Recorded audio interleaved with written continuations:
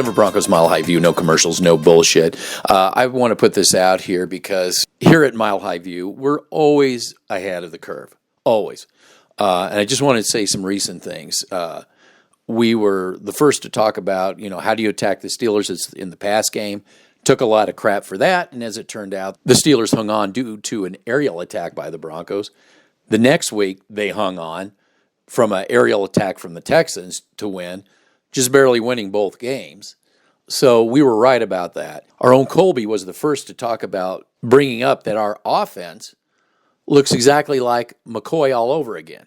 And now that you're hearing that all over Sports Talk Radio, when nobody would talk about the blocking, we were the first to talk about that. And then later on, you even heard Orlando Franklin on Sports Talk Radio saying that after looking at the tape, it was a catastrophic failure in blocking across the board. We said that. Nobody else would talk about that right off the bat. So I just want to bring this up. I'm just trying to explain that we have a channel here. I've got a channel here. We've got a channel here that, we're trying to put a quality product out. Nobody here is getting paid, okay? And already Sports Talk Radio is starting to sound more and more like us.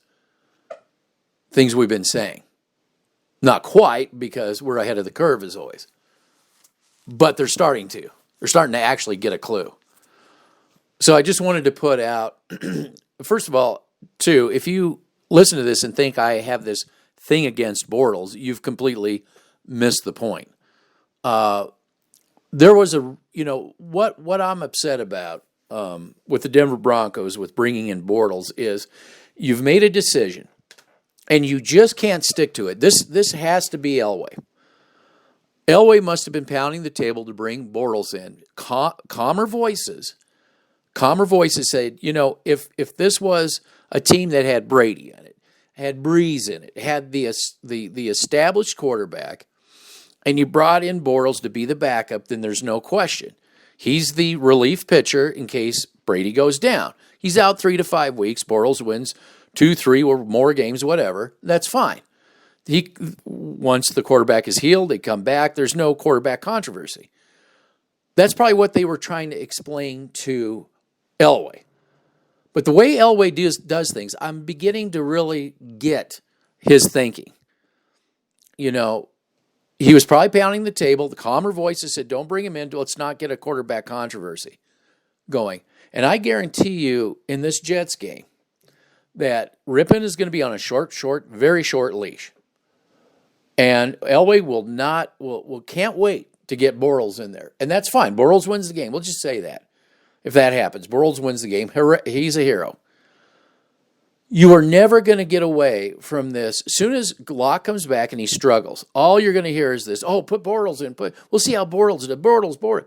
Instead of developing the quarterback, letting Locke go through the struggle. We got to have now this quarterback controversy distraction. And you know what's going to be there. Because Sports Talk Radio has already given up on Locke because they want to tank for this quarterback in the draft, okay?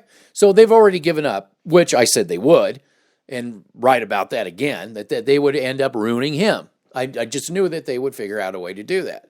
Sports Talk Radio, that is, to keep agging that on. So, apparently Elway's probably already given up too.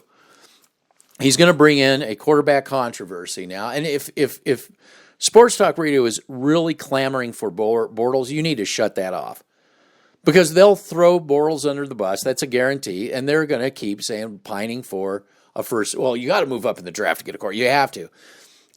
And it was me. And again, the lone voice out there saying that the Jets would end up screwing Sam Darnold up. He doesn't even look like the quarterback. He's completely the anti. He's like been deprogrammed. Everything he learned, and it got him the number one spot. They have completely deprogrammed him, and he looks like he's doing everything you tell a quarterback not to do. And I don't blame him for that. He went to that crappy organization, and quarterbacks aren't going to save you when you're undermining development constantly. And we can, if it's not blocking, it's, player personnel that you can't seem to ever get right. So this, unfortunately, is an organization that probably, I'll say this right now, this organization has something very common with Kansas City Chiefs right now. It may be 50 years before they see a Super Bowl trophy because everything is so disorganized now. And in my opinion, you couldn't stick with Driscoll. Granted, he didn't see the the edge rusher. Granted, he didn't at times get rid of the ball, but most of the times he was running for his life, and there's no way he could. With that said, again, he's a guy that needs developing too. You can't stick and with development, and you're not allowing players to go through the growing pains. You've got a team that doesn't want to block. So how is getting Bortles going to make any difference at all? I just don't understand that.